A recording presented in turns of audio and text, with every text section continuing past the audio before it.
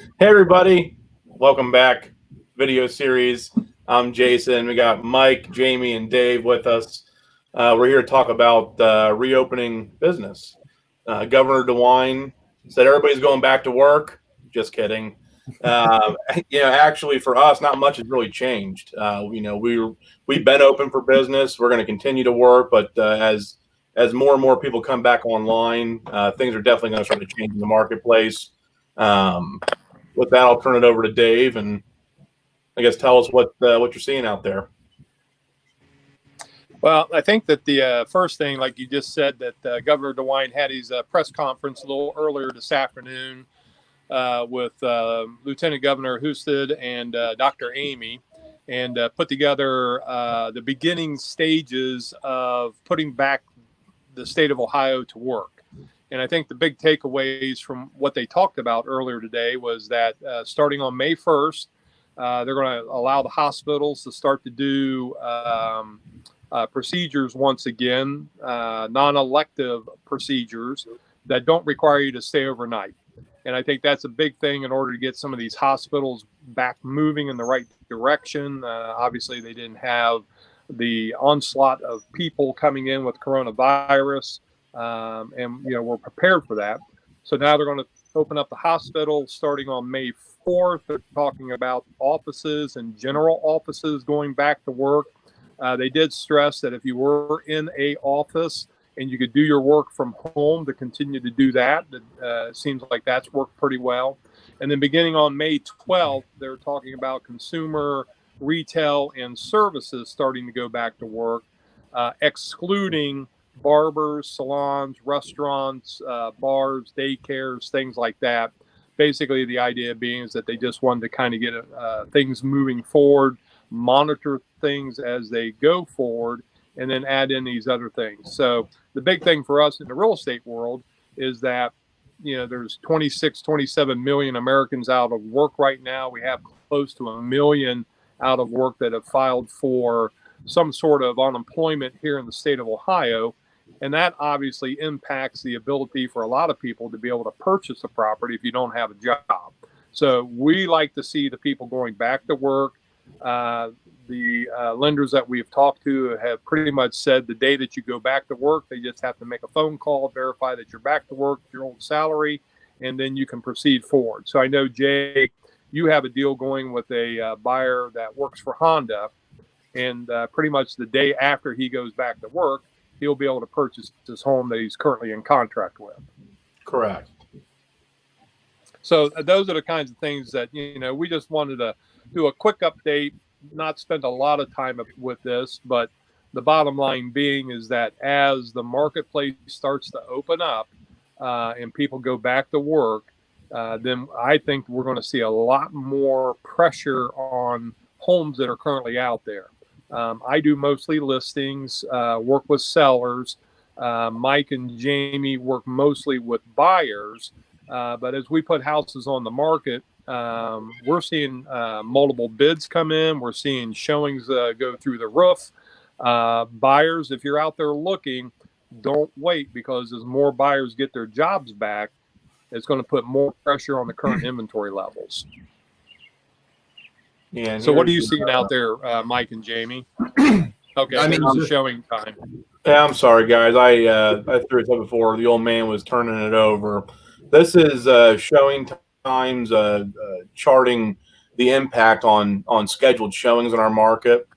And you can see the blue line is last year, and you can see where the dip started in March.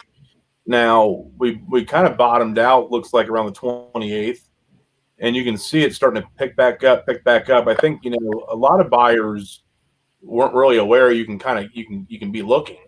And now that, this is becoming the new normal and they're getting out there, and the longer they stay at home, the more confident they get in going back out to look.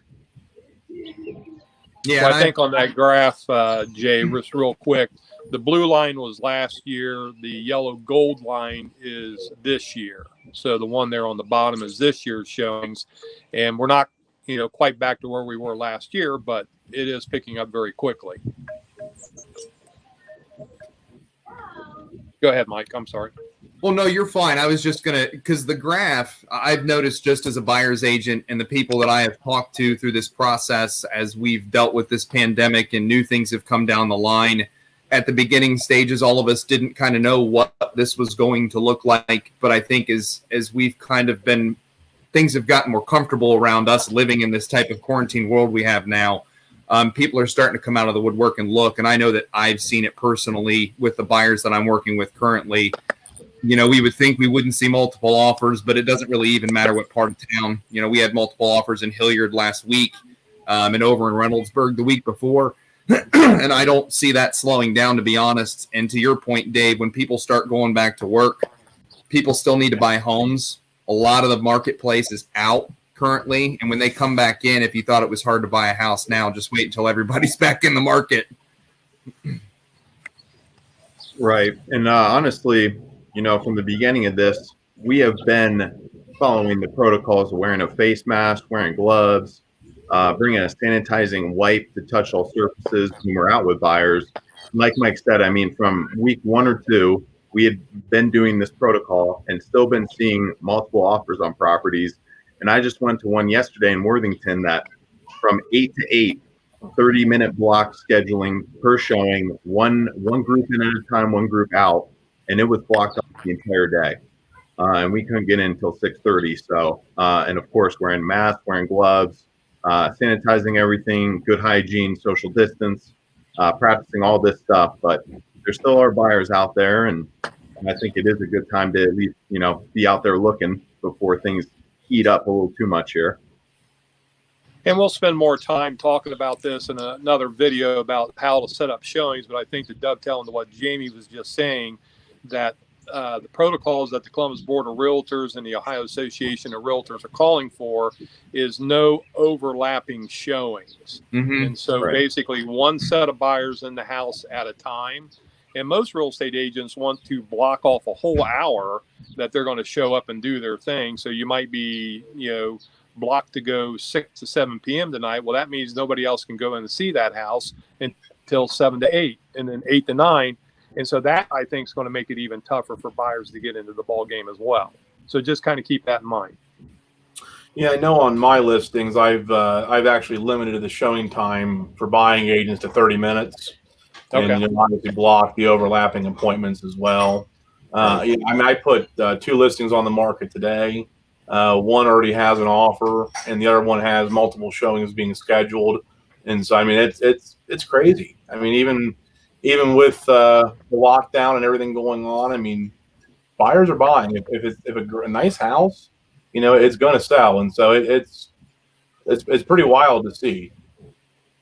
I think it's important too, on that note, specifically with no overlapping showings. What we saw last year and what we normally see in a spring market is it's normal for you to go share a showing with people, and I think that's why it's very, very important now that if you do see a home that you like, buyers, that you get in touch with your agent as soon as possible and be the first ones in there, or those are going to start to line up and you might not get in and see it.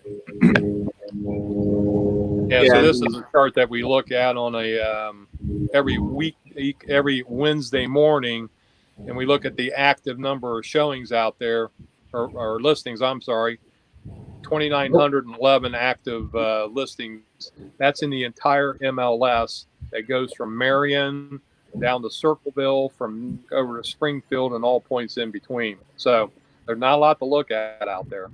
Yep. Yeah, it's pretty crazy. I'm going to pull up Franklin County here.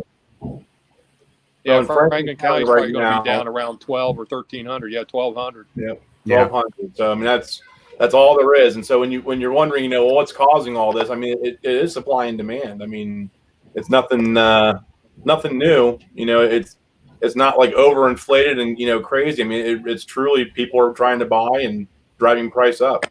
Yep. Yeah, you got Franklin County's got 450,000 households, and there's only 1,200 available for sale. That's amazing. Yeah. And interest rates are crazy low. I was told to keep time, so we're at 9 minutes and 45 seconds. So time to get out of here. All right. Bye now.